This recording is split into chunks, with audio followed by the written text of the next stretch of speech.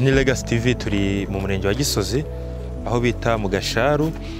Twaje gusura umubyeyi, ni umumama afite abana 4, gusa abayeho mu buzima bugoye pe, ni ubuzima bugoye butari bwiza cyane. Tekereza umuntu ufite abana 4 ni umumama ariko akaba adafite n'ahantu ho kuba. Umugabo we yaramutaye, amutatwita umwana wa nyuma wa 3 w'umuhererezi. Ubu ngubu ari mu nzu atira cyangwa se bamutije. Gusa n'umwana wa 4 afite ikibazo cy'uburwayi. Abenshi baramubwira bati wabyaye umwana utari muzima, wabyaye umwana utuzuye, benshi baramukwena bakamutuka. Gusa twaje kugira ngo tuganire nawe byinshi bitandukanye, atubwire ubwo buzima bubabayeho, namwe mu bwumve muri bene hari ikintu mwamufasha. Reka utangiye tuganira nawe tumenye byinshi kure. Mama mwiriwe? Amakuru y'iminsi? Urakomeye cyane. Batangira bibwiye abantu tubadukurikiye. Nitwa Imana Joseline. Ndi umumama afite abana 4. Yego. Akaba rero yarantaye agutubana. Yaragutaza kugenda, usigara urimo kubarera wenyine. Sigara ndi kubarera njyenyine. Uvuze ko umugabo yagutaye. Yego. Ukaba uri kurera abo bana bose uko ari 4 wenyine. Yego. Ubuzima bwa buri munsi uri kurera abana 4 wenyine nta mugabo ufite, urumva bukomere bute cyangwa se ubasha kububa mute? Urumva ni ubuzima bukomeye. Yego rwose. Ni ubuzima bukomeye, ntago byoroshye. Kuko byibuze mbona icyo mpabana nagiye gukora ibiraka. Yego. Nkunda gukora ibiraka byo gufurira abantu kuko byibuze nicyo kiraka kigira vuba, nkaza nkasanga umwana. Ntabwo nakora ikiraka cyo kwirirwayo. Uyu mwana namwe murabona ko bitavamo. Ubwo se iki kiraka cyo gufurira abandi bantu kugira ngo ubashe gutunga umuryango wawe, ukoramo amafaranga basi ashobora kubatunga ukabona bari ibiryo bifite intungamubiri, cyangwa ndende kuvuga ngo ndamira igifu ntagire ikintu? Oya, mu bigaragara ntago baba babayeho neza, kubera ko ntago nshobora kumubonera amata, sinshobora kumubonera imbuto. Urumva ko rero ni ibintu biba bigoye. Yego. Ntago namubonera ibikwiriye byose umuntu aba akeneye. Niba nafuriye n'urugero 2,000, ntago bya 2,000 nshobora kuza nguremo amakara, nguremo amavuta, nguremo ifu y'igikoma n'isukari, wenda nzabonemo na rwa rubuto rwo kumuha cyangwa amata. Ntago byavamo. Tubasanze ahangaha turimo kugenda mu nzira, gusa ndimo kuza nje kubareba ahangaha, mbasanze nyuze ku mwana ari kurira ahangaha asa nk'uryamye ahantu. Nuko icyo bamuryamishije arimo kurira. Murakoze, nari namuryamishije, nari ngiye gusoroma imboga. Inyuma y'inzu nyine mbamwicaje kugira ngo mbone uko nsoroma imboga. Ndabona warahinze n'utugori. Nahangaha honyine ufite aho guhinga utuboga n'utugori, cyangwa ufite n'akandi gasambu hanze? Oya, nahangaha honyine, naho ntago ari ahanjye. Ntago ari ahanjye nyine, ni umuntu wahampaye nyine, nyiri ahangaha niwe wahanije nyine mbamahinga ibigori. Wagutije inzu, agutije n'akarima wahinga mu tuboga n'utugori? Kuko ari njye uhaba nyine, urabona inyuma yaho hari akarima. Naravuze nireka ngahingemo ibigori n'udushyimbo, nyine nteramo n'utuboga. Ubwo nyine nari ndimo nsoroma imboga. Rero dore ngende umusore mfite amaraso ashyushye, nshobora kuguhagarika ugasanga birakugoye. Reka twegere ara mu rugo turebe ko twabona tuganirira, uduhe n'agatebe tuganire birambuye kugira ngo noneho dushyikirane, tubashe no kumenyana cyangwa se n'abadukurikira tumenye birambuye. Hari ikibazo? Nta kibazo. Azakunaniza? Nta kibazo. Sawa, twagira nta kibazo. Urabona njye na mama wanjye tumaze kugera aha tugomba kwicara kugira twiganirire neza. Noneho bebe nturire, uretse tuganire, uraza kurira nyuma, sibyo? Tuje kugira ngo tujye kuganirira kugira ngo noneho abantu badukurikiye ubabwire agahinda kawe, ibibazo ufite byose babyumve, n'ufite ubushobozi cyangwa se ufasha kugenera aze kubuguha. Mbere na mbere, uko twaganiye mbere turimo tuza, mwatubwiye ko mwari mufite umugabo abatamutwite uyu mwana. Ese umugabo yaje kubata bitewe n'uko hari ikindi kibazo mwagiranye cy'amakimbirane, cyangwa n'uko utarubyaraga abana bazima, cyangwa abandi bana ni bazima? Murakoze, abandi bana ni bazima. Uyu niwe nyine yaje afite ikibazo. Yego. Mama, igihe mwari mutwite, urabona iyo umuntu atwite abadushishikariza kujya kwa muganga kugira ngo barebe niba umuntu utwite ukuntu ameze, nyine bamukurikirane. Wigeze ujya kwa muganga kugira ngo bakurebere? Nagiyeyo ariko nta kintu babonye ntwite. Babonaga ari umwana nyine umeze nk'abandi bose, nta kintu afite. So umaze kumubyara, umubyaye afite iki kibazo cyangwa yaje kukigira nyuma uko yagendaga akura? Oya, namubyaye agifite. Namubyaye agifite nyine ari umwana muto cyane, nyine bigaragara ku buryo n'abaganga bamubonye bakavuza induru. iki gihe bakimukubyaza nubwo bahise bavuze indoro bati none tubyaje umwana umeze ute umwana se bimeze gute umwana umeze utya mbese nyine bamwirukankana bamujyana muri kuvezi.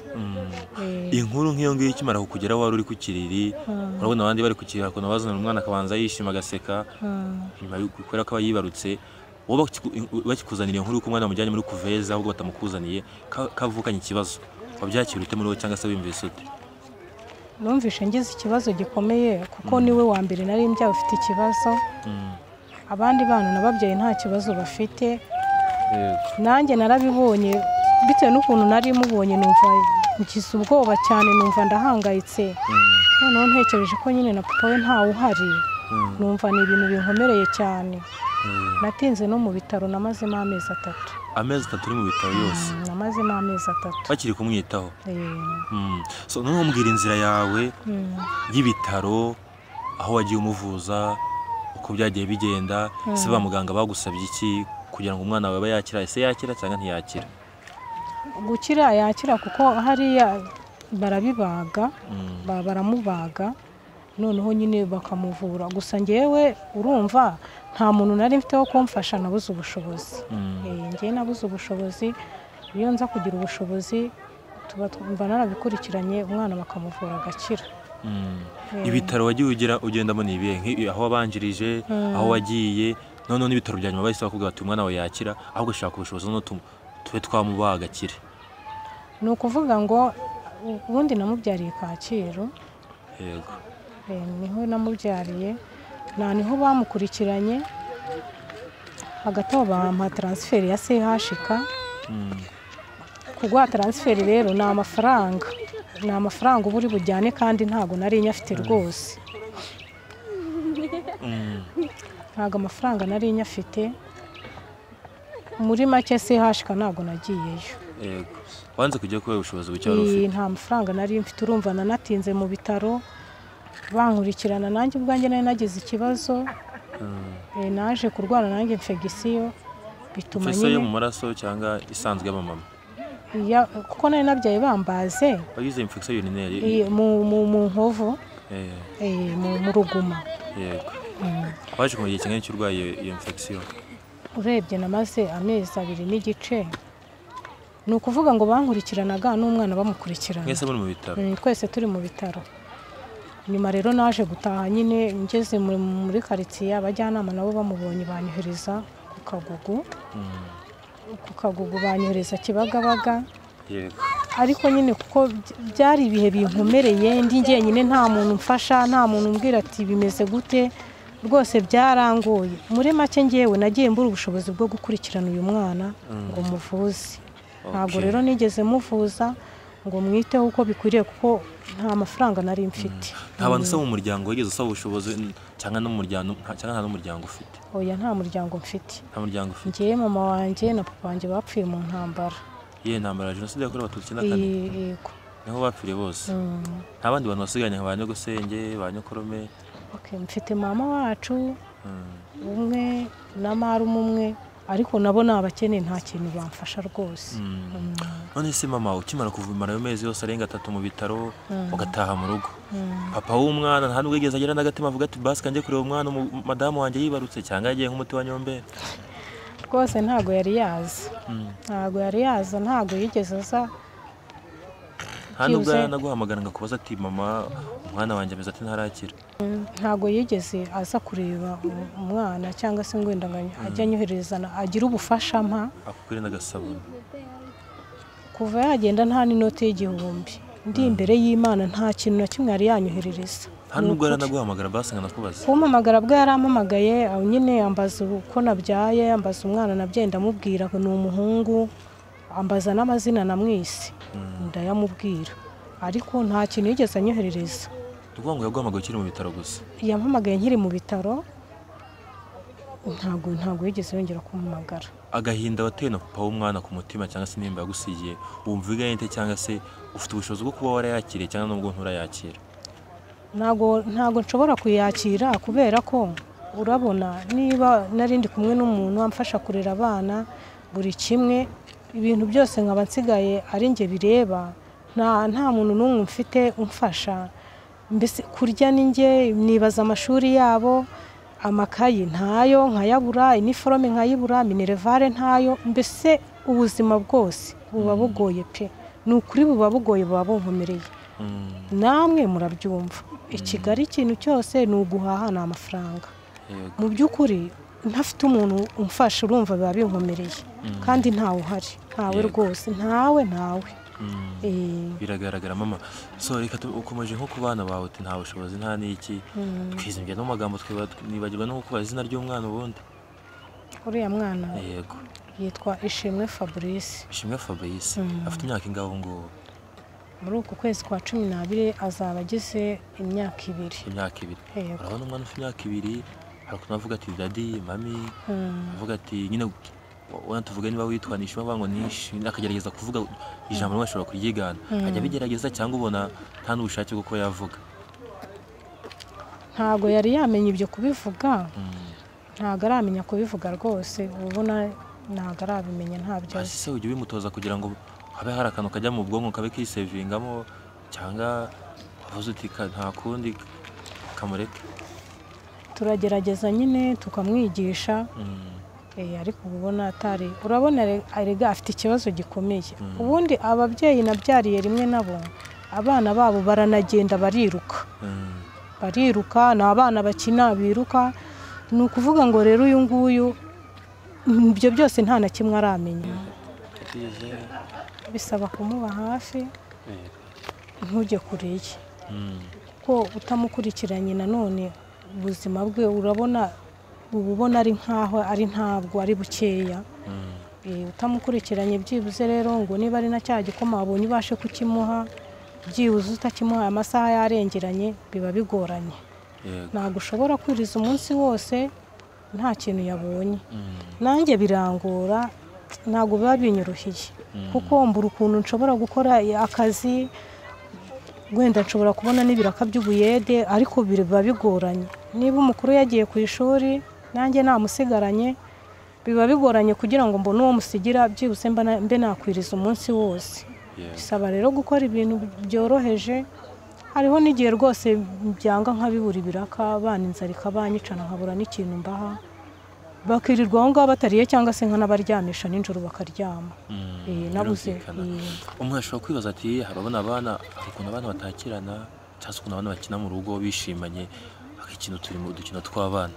Ese bano bana abandi batatu ufite ubona bishimiye umwana bakinana nawe, cyangwa harimo abamwinena bakaba bamuhunga? Nta kibazo barakina, gusa nyine ntabwo byabura, ntabwo byaba igihe ubona wenda nabwira nk'umukuru ntimumfashe, ukaba ubona atabishaka nyine, akenshi akaba nyine ari uwanjye nkamwizirikaho nuko, ariko ubundi ntabwo ari cyane. So ubona icyo kibazo tuvuge n'abana barakigira, noneho muri karitsiye cyangwa se ahangaha utuye, abaturage bagufashe ukimara kubyara umwana umeze kuriya, abaturage ubu ngubu mubanye ute? Muri rusange tubwira uko bimeze. Buri wese nyine yavuze ibye, atekereza ibye. Hari abavuze bati se noneho uriya mubyeyi umwana yabyaye ameze ate, reba uriya mutwe w'ukuntu umeze, nta kaguru nta kaboko. Ibyo byose nyine barabivuga nkabyumva, ariko nyine buriya umwana w'umuntu aba akomeye. Ngiye ibyo mbirenza amaso nkabirenza amatwi, mba numva umwana wanjye mukunda. Mba numva mukunda, kuko hari nawe wigeze kumbwira ati se nk'ubwo ngubwo guheka umwana ukumva uhetse umwana, ati ngewe nk'ngo rwose nareba ahantu murambika nkigendera. Umubyeyi yarabimbwiye rwose, ndamubwira inti hoya, uyu mwana naramutwise ndamubyara, ntago namushyira hasi, ni umwana wanjye ndamukunda. Ngewe mba numva mukunze, ariko nyine abantu bo babifata uko bashaka nyine. Ati se uriya mwana buriya se amaherezo ye ni ayahe, umwana udahaguruka utava ahari, mbese nyine buri wese avuga uko abyumva n'uko abishaka. Yego. So iyo ngibyo bakomeza kubivuga cyangwa se bakabikubwira, ibisongo biba bakuje mu mutima, wabashije kubyakira uravuga uti kanihangane, cyangwa biracyagukomeretsa ukumva ukaba ushobora no gutaha ukagera mu rugo ukarira, cyangwa se ukaba wanarira naho ngaho babikubwiye?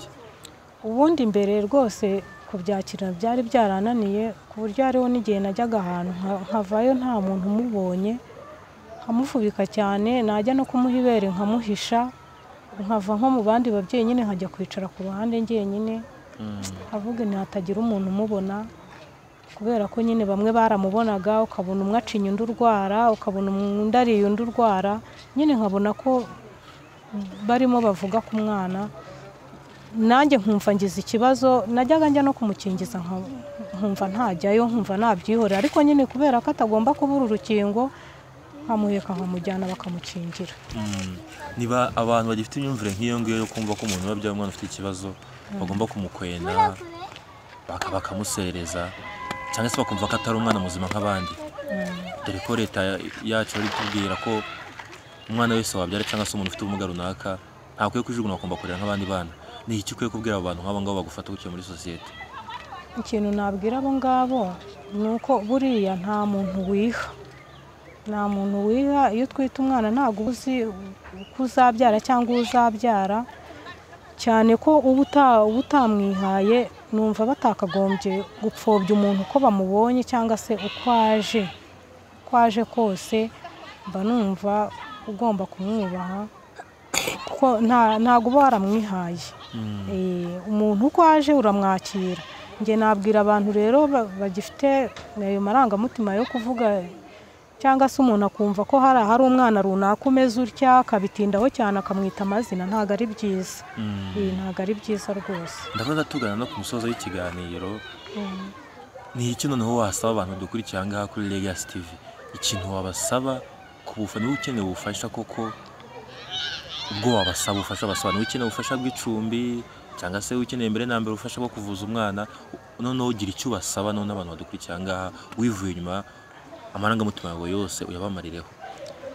Mu bigaragara ngewe rwose nkeneye ubufasha bwo kuba navuza uyu mwana, nkabona uburyo namujyana kwa muganga. Ikindi rwose ntabwo ngira ahantu ho kuba, n'ahantu mwabonye mba ni umuntu wakantije ngo mbe ngiyemo, ariko nyine azahanyaga, naho ni hatoya, mva ntabwo dukwiriwemo, sinzi ukuntu nabisobanura. Mbese ni ubuzima bubabaje buteye agahinda, ni ukuri ntabwo binyoroheye pe. Ni ahantu ho kuba mfite abana 4 ntafite aho kuba, nkora nzerera, nta muntu mfasha, byose ari ngewe, mba numva bingoye pe. Ni ukuri ndasaba rwose umuntu waba afite umutima w'imbabazi, byibuze bakamfasha nkabona uburyo nimvuza uriya mwana, nkabona byibuze naho naba aho kuba. Birangora iyo bigeze ku kibazo cy'ahantu ho kuba, mbura ahantu nshyira abana. Uyu mubyeyi yangiriye impuhwe, nyiri iyi nzu nyine antiza hano hantu ngo mbe ndimo, ariko naho ni hatoya, ntago hakwiriye. Yego, ntago hakwiriye rwose. Muri make naho kuba mfite ikibazo cyo kuvuza uriya mwana, byibuze nkareba ko hari icyo byatanga.